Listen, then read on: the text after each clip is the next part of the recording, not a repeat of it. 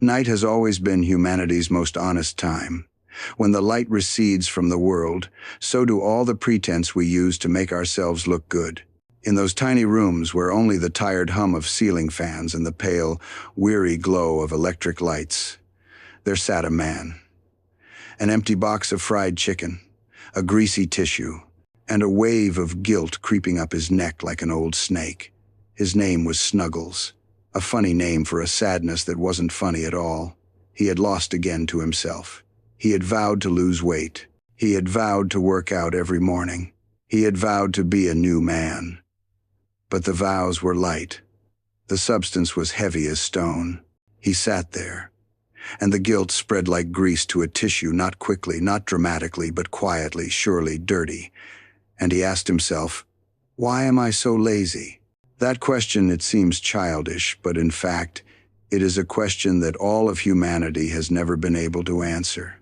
The man who failed in the dark, I tell the story of Snuggles, not because he is special, but because he is you and me and so many people living in an age with plenty of light but little will. You see, when people face failure, the first reaction is not analysis, but hasty conclusions. I am useless. I lack discipline. I am addicted to my phone. I am just lazy. These self-condemnations may sound strong, but they are really just a more elegant version of giving up.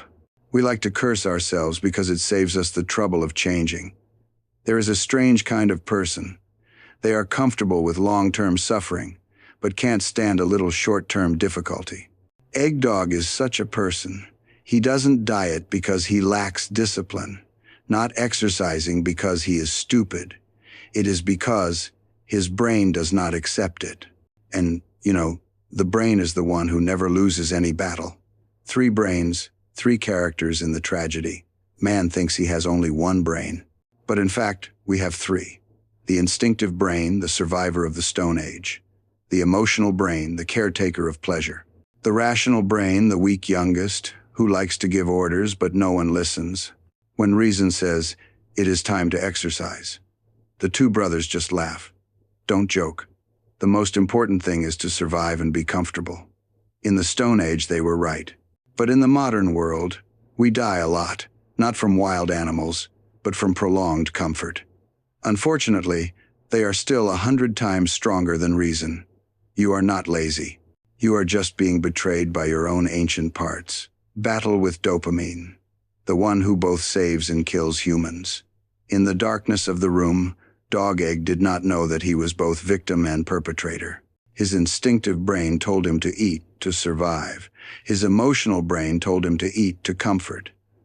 The 2 mixed together becomes the sweet call of dopamine. Dopamine is not pleasure. It is anticipation of pleasure. Your phone is not exciting. But dopamine makes you anticipate a new video. Fried chicken won't save your life. But dopamine makes you anticipate the next bite. Want long-term action? Want to overcome procrastination? Want to conquer yourself? Discipline is not an option, because discipline is the action of the mind, the weakest child.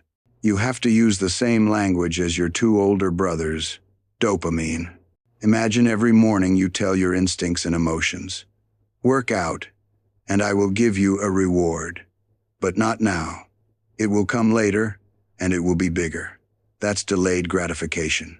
And only when you learn this game can you win. But why can't middle-aged men exercise?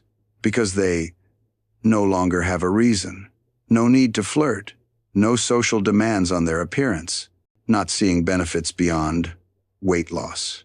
Without a personal reason, all advice is useless. It's not about whether exercise is good for you. It's about whether it's good for what you value. Want to last? You have to find what your instincts like.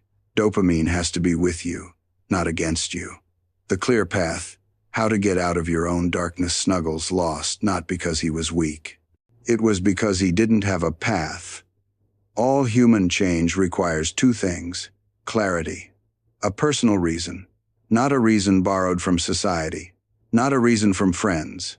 Some people exercise to look good. Some people exercise to live longer. Some people exercise to be smarter like me. What's your reason? If it's not deep enough, not real enough, it will vanish as soon as the dopamine winds blow. The complete path. Every big goal is useless without small steps to guide it. Want to look good? First, go to the gym. Want to be healthy? First, wake up on time. Want to change your life? First, change your day. Self-efficacy is not a vague belief. It is fueled by the experience of small victories. Lose 1 kilogram. Run for 10 minutes. Exercise 3 days in a row. Each of those victories is a brick. Over time, you will have a bridge from the present to the person you want to become. The price of not living reasonably. People don't lose because they are lazy. People lose because they don't understand themselves. Snuggles and you are fighting every day without knowing who you are fighting. You think the enemy is exercise. It's not.